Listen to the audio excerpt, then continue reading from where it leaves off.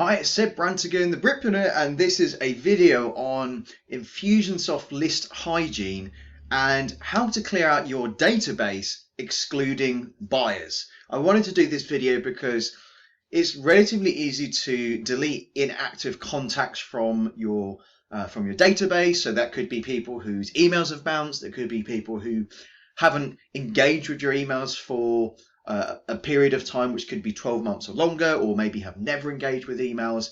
Maybe they have an email that's invalid, or they've unsubscribed or something like that. And so you want to obviously remove those people from your database. However, if you're in a situation where you're taking payments through Infusionsoft and you have a transactional history of the client, you wouldn't want to then delete that client, because if you delete the client, then you also delete the transactional history. And that could obviously be problematic if there was ever a complaint about that client's purchase. So if you're watching this, you want to, you obviously want to clear out your database, but you want to keep the buyers on your database for transactional reasons and really for legal reasons in case there's any repercussions.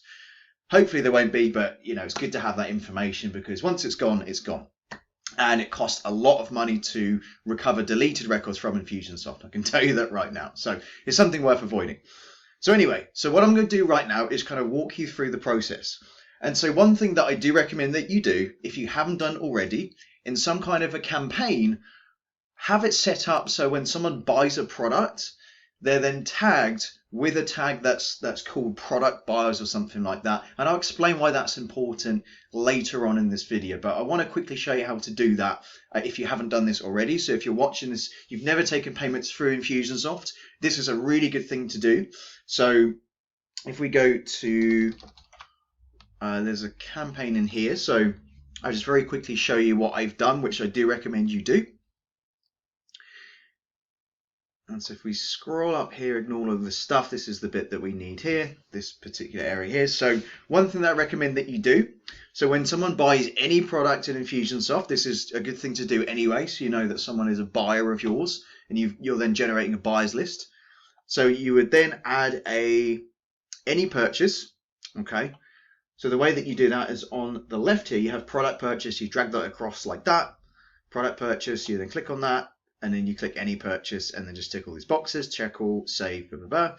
And then what you would do is put a new sequence in there, okay? Untitled sequence. And then inside of here, we want to then do apply tag. Okay, apply tag. And if you haven't got the tag created already, you could just create one called product buyers. You can create a tag here if you want to, create a tag, and then blah, blah, blah, blah, blah. Choose category, or you can do a new category and all that good stuff. Save that, click that as draft, and then publish the campaign. So I do recommend you have some kind of product fulfillment campaign, and then if you've got nothing else in there, just have this product purchase, and then it applies them with the buyer tag. Okay, so let me just delete that, get that out of the way. Cool. Okay, and if you don't have that already, if you don't have a product buyers tag, then I want to show you what to do. Okay, so here's something I recommend you do if you don't have that set up already, which in most cases you probably won't. Drop down and then reports, and then you want to go to payments report. Okay, you want to click on that, and then you want to click on search. And it's going to bring up a whole list of contacts. I'm not going to do it because there's a load of contacts in here. So once the contacts come up, there'll be you'll get all of the options as usual that say actions, apply, and then you just want to apply the products tag that you've created. Okay, so that's basically it. Okay, that's how to apply a product tag to all of the contacts. If I just jump back one step, and then once you've done it for payments report, I do recommend doing it for one-time orders as well, just following exactly the same process. And also one thing to bear in mind as well is to change the order date to something like before when your business started. So let's say your business started last year, you want to change that to 2018. Okay, something like that, just so you've got all of the records. Okay, and then apply that product tag. So it's very important that you do that. And then once you've done that, once you've made sure that all of your product buyers are tagged, you want to go to the drop down and then go to Marketing and Reports. And then here's what we want to go to. We want to go to Email Status Search. Okay, this is the one I usually use. And then what we can do here is we can select all of the options to bring up a list of contacts that have opted out, reported spam, they've got an invalid email, and all those good things. Maybe their emails bounced, maybe they've unengaged and they're not marketable, all that good stuff. So you want to make sure these people are out of your system.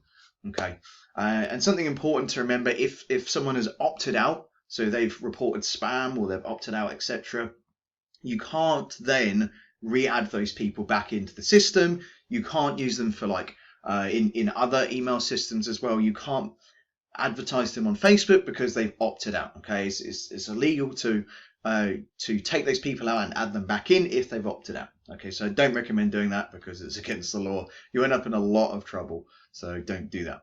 However, if someone is unengaged but they're marketable, then that is something you could do. You could export them from the database and you can add them in again. That's just one option. It's not something that I've done recently for any clients, but I know some people who have had success with that. But again, just make sure if they have opted out, they need to stay opted out because you'll piss people off and you'll break the law.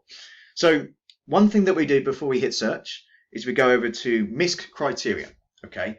And then we want to change it where it says tags, doesn't have any of these tags, and we want to select product buyers, okay? And then there's all kinds of options here like engagement date. You can select these, last sent date, and all that good stuff. And then again, you'll hit search, you'll have a whole list of customers, and then there'll be an option that allows you to export those contacts. Okay. Now, one thing I do recommend when you export the contacts is you open up the spreadsheet and you check the numbers are correct from the system. So it will say something like, 5,000 contacts or 5,000 results when you hit search. And then you want to check the spreadsheet to make sure there's 5,000 contacts in there. There's been a few instances, and the reason why I tell you that, there's been a few instances with Infusionsoft where there have been around, a few thousand contacts. This is especially with large amounts of contacts. There have been instances where I've downloaded the spreadsheet. It says 5,000 in the little results thing here. I've opened up the spreadsheet and there's been like 1,000 in there. So I've had to then go through the process again, re-download the spreadsheet, and the second time or the third time it then creates all of the contacts. So just make sure that you double check, actually open the spreadsheet, make sure you've got the numbers correct. Numbers in the spreadsheet correlate with the results Infusionsoft's given you. I do find occasionally it does not quite produce the spreadsheet correctly, which is really, really strange, but hey, that's just the situation. So again, just double check what you're downloading, because again, once you delete the contacts off Infusionsoft, they are recoverable, but at a heck of a price. I think it's something like $500 per contact if you want financial information recovered, or something like that. Like it costs money to recover those contacts, and sometimes it does take them time. So, when you delete someone, just be absolutely careful that you're following all of these steps, one by one. Make sure you're following them meticulously. Don't rush this, okay? It's important that you do this on a regular basis, but I'd rather you did this once every 2 months and did it correctly than do it once a month and you mess something up and you lose a bunch of contacts, okay? So again, this is Infusionsoft List Hygiene. This is how to delete contacts but keep contacts on the system who are buyers. Again, I've not been able to go through and show you the exact steps because I've got a bunch of customers' information, so obviously I can't show you that. But once you hit the search button, it's the same as all the other reports. You get a whole list of contacts. There's little options to export and apply tags and stuff like that. Same as when you're normally searching for contacts. And yeah, that's basically it. That's how to do it. And, in terms of where you can store those contacts, you can put them in a Dropbox folder. You can put them on a Google Drive, have them backed up somewhere. But, do make that clear to customers that when they do opt out, that you may still keep a record of their information, not in the system, but maybe in a different system. So you've got a record that they've unsubscribed in case there's any complaints and stuff like that. Maybe you have some kind of retention rate where you keep a unsubscribed customer for 12 months, then you delete them. Just make it super clear to customers what you're doing with their information when they're opting out, or even if they're opting in. Just make it very, very clear. You'll avoid any complaints or any hardship down the line. So Again, thanks for tuning into this video. If you have any questions, please drop a comment below. If something wasn't clear, then let me know. And also, I'm going to put in the description an actual instruction list or instruction step-by-step report or whatever you want to call it, just to help you out. So if you did get stuck, then just look at this instruction on this video, and it's going to help you out to clear out your database whilst keeping your buyers on the system. So thanks so much for tuning in. Give me a like, comment, and a share on this video if you found it helpful. Thanks again, and see you on the next one. Cheers.